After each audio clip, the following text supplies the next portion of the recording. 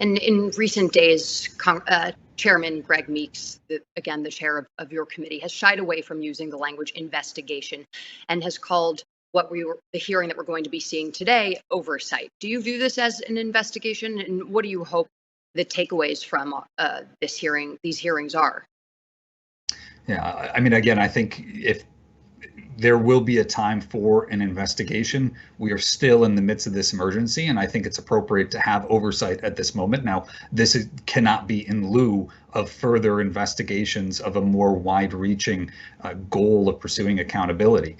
Right? We have several different things that went dramatically wrong. Right? You had the withdrawal itself over the span of a critical 8 weeks from early to mid-July and through to the end of August.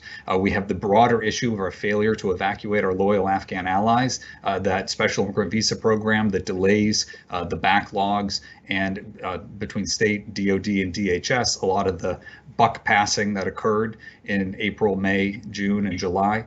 And then more broadly, we have to look at the entirety of the 20-year conflict, how we got things so wrong, so catastrophically.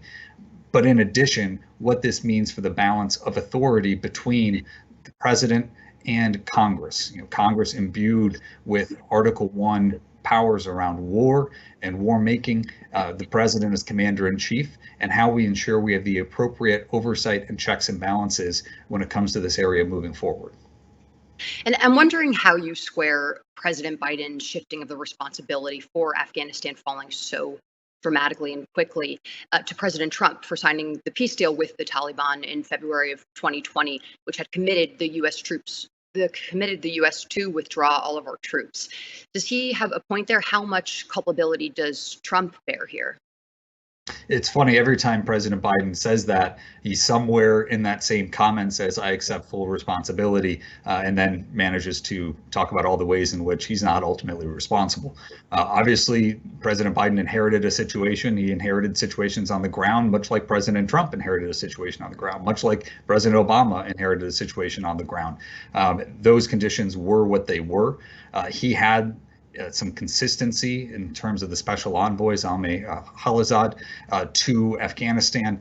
He had individuals who, in the leadership with the chairman of the Joint Chiefs of Staff, who had been involved with the negotiations during President Trump's administration. So I don't really think that it's honorable to basically wash your hands or try to wash your hands of decisions that were made. Again, there's also a distinction to be made between the decision to withdraw, which is, again, a decision I supported under President Trump and a decision I supported under President Biden, and the execution of that withdrawal, because there had been always an understanding that this withdrawal or the negotiations that were taking place in Doha, that it was driving towards something that would be a positive conclusion. I think the idea of just a completely, non-conditions based, blanket withdrawal, which is, frankly, what we ended up seeing happening. I had been under the impression, and there have been many conversations and assurances about where we were moving towards in terms of a negotiated power sharing agreement within Afghanistan.